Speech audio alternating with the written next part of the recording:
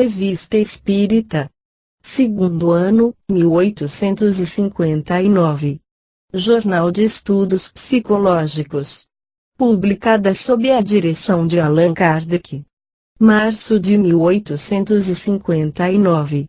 Senhora Reinaldi, sonâmbula.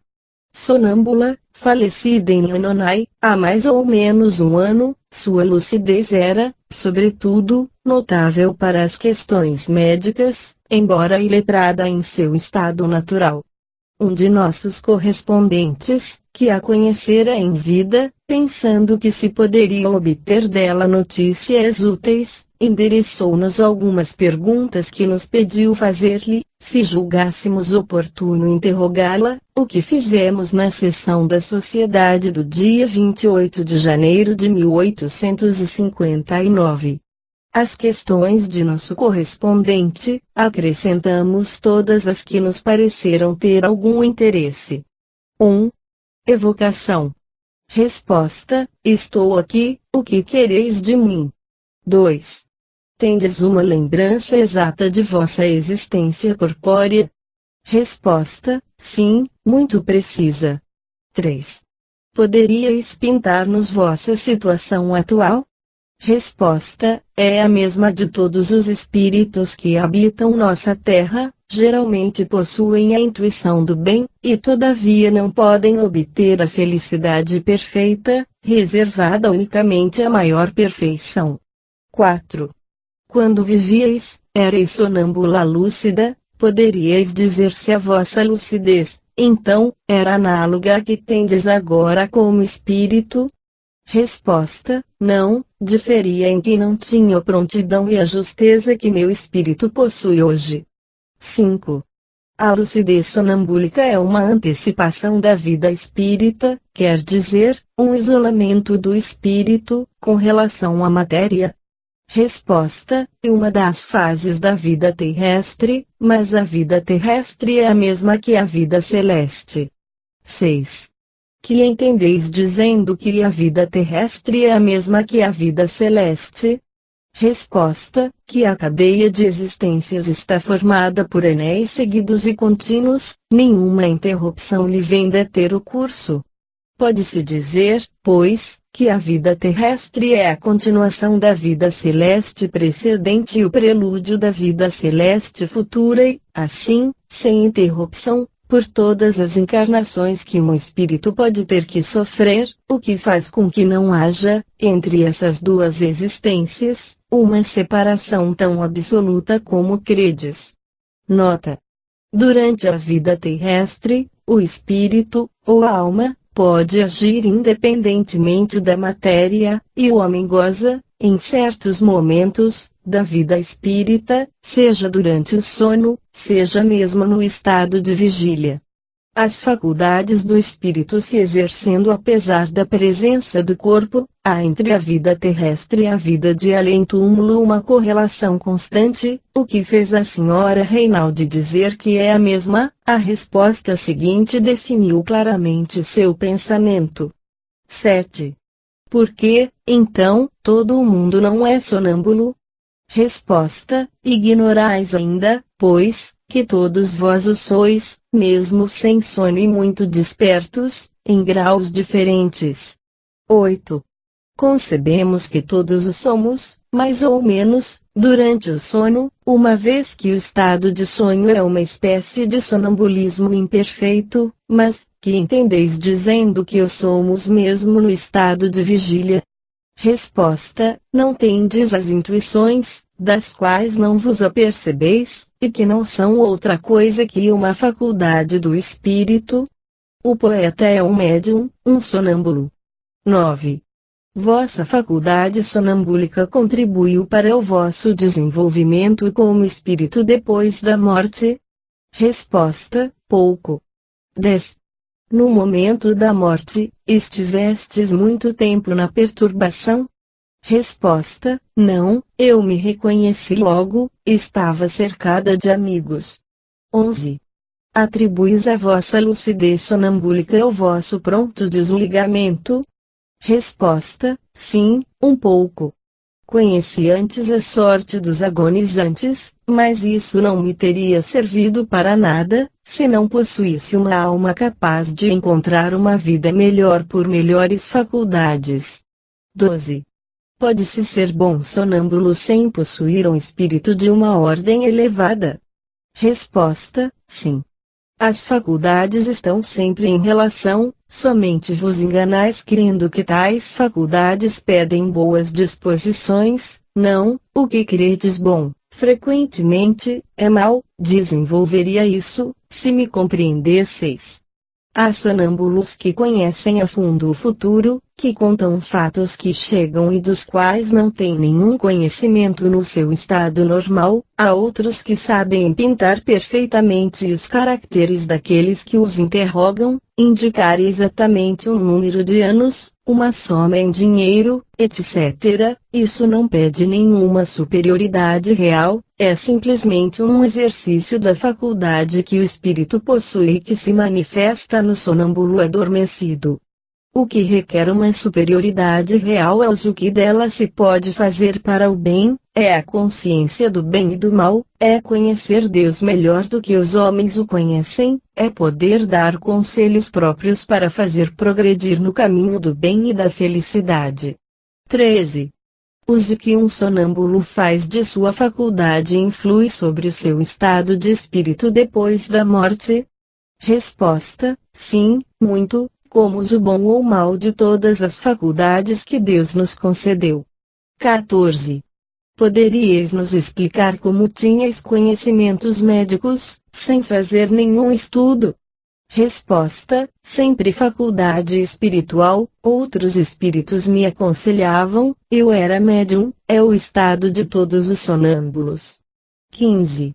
Os medicamentos que um sonâmbulo prescreve, são sempre indicados por um espírito, ou são também por instinto, como entre os animais que vão procurar a erva que lhes é salutar?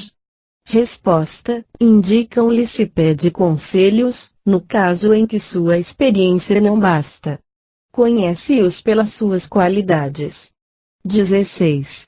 O fluido magnético é o agente da lucidez sonambúlica como a luz para nós? Resposta: não, é o agente do sono. 17. O fluido magnético é o agente da visão, no estado de espírito? Resposta: não. 18. Vede-nos aqui tão claramente como se estivesseis viva, com o vosso corpo. Resposta: melhor, agora, o que vejo mais é o homem interior. 19. Ver-nos e eis do mesmo modo se estivéssemos na obscuridade. Resposta: igualmente bem. 20. Vede-nos tão bem, melhor ou menos bem do que veríeis em vida, mas em sonambulismo. Resposta: melhor ainda. 21.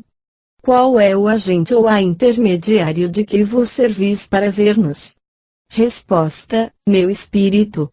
Não tenho nem olho, nem pupila, nem retina, nem cílios, e, todavia, eu vos vejo melhor do que qualquer de vós vê seu vizinho, é pelo olho que vedes, mas é o vosso espírito quem vê. 22. Tendes consciência da obscuridade? Resposta: sei que ela existe para vós, para mim ela não existe. Nota: isso confirma o que sempre dissemos, que a faculdade de ver é uma propriedade inerente à própria natureza do espírito e que reside em todo o seu ser, no corpo ela está localizada. 23. A dupla vista pode ser comparada ao estado sonambúlico. Resposta: sim, a faculdade que não vem do corpo. 24. O fluido magnético emana do sistema nervoso ou está espalhado na massa atmosférica? Resposta: do sistema nervoso, mas o sistema nervoso aure na atmosfera, foco principal. A atmosfera não o possui por si mesma, ele vem de seres que povoam o universo, não é o nada que o produz, ao contrário, é a acumulação da vida e da eletricidade que essa multidão de existências libera. 25. O fluido nervoso é um fluido próprio ou seria o resultado de uma combinação de todos os outros fluidos imponderáveis que penetram no corpo, tais como o calor, a luz, a eletricidade? Resposta: sim e não. Não conheceis bastante esses fenômenos para deles falar assim, vossas palavras não exprimem o que quereis dizer. 26. De onde vem o adormecimento produzido pela ação magnética? Resposta: a agitação produzida pela sobrecarga de fluido que obstrui o magnetizado. 27. A força magnética, no magnetizador, depende de sua constituição física. Resposta: sim, mas sempre de seu caráter, em uma palavra, dele mesmo. 28. Quais são as qualidades morais que, num sonâmbulo, podem ajudar o desenvolvimento de suas faculdades? Resposta: as boas. Perguntastes o que pode ajudar. 29. Quais são os defeitos que mais o prejudicam? Resposta: a má-fé. 30. Quais são as qualidades mais essenciais no magnetizador? Resposta: o coração, as boas intenções sempre firmes, o desinteresse. 31. Quais são os defeitos que mais o prejudicam? Resposta: os maus pendores, ou antes, o desejo de prejudicar. 32. Quando viva, vieis os espíritos em vosso estado sonambúlico? Resposta: sim. 33. Porque todos os sonâmbulos não os veem? Resposta: todos os veem por momentos, e em diferentes graus de claridade. 34. De onde vem, para certas pessoas não sonâmbulas, a faculdade de ver os espíritos no estado de vigília? Resposta: isso é dado por Deus, como a outros a inteligência ou a bondade. 35. Essa faculdade procede de uma organização física especial? Resposta: não. 36. Essa faculdade pode se perder? Resposta: sim, como pode ser adquirida. 37. Quais são as causas que podem fazê-la perder? Resposta: as más intenções, dissemos. Por condição primeira, é preciso procurar propor-se, realmente, fazer dela um bom uso. Uma vez definido isso, julgai se mereceis esse favor, porque ela não é dada inutilmente. O que prejudica aqueles que a possuem, é que, quase sempre, misturam-lhe essa infeliz paixão humana que conheceis tão bem, o orgulho, mesmo com o desejo de conseguir os melhores resultados, glorifica-se com o que não é senão obra de Deus, e, frequentemente, se quer dela tirar proveito. Adeus. 38. Para onde ides, em nos deixando? Resposta: as minhas ocupações. 39. Poderíeis dizer-nos quais são as vossas ocupações? Resposta: tenho-as como vós, trato primeiro de me instruir e, por isso, misturo-me a sociedades melhores do que eu, como lazer faço o bem, e minha vida se passa na esperança de alcançar maior felicidade. Não temos nenhuma necessidade material a satisfazer e, por conseguinte, toda a nossa atividade se dirige para o nosso progresso moral.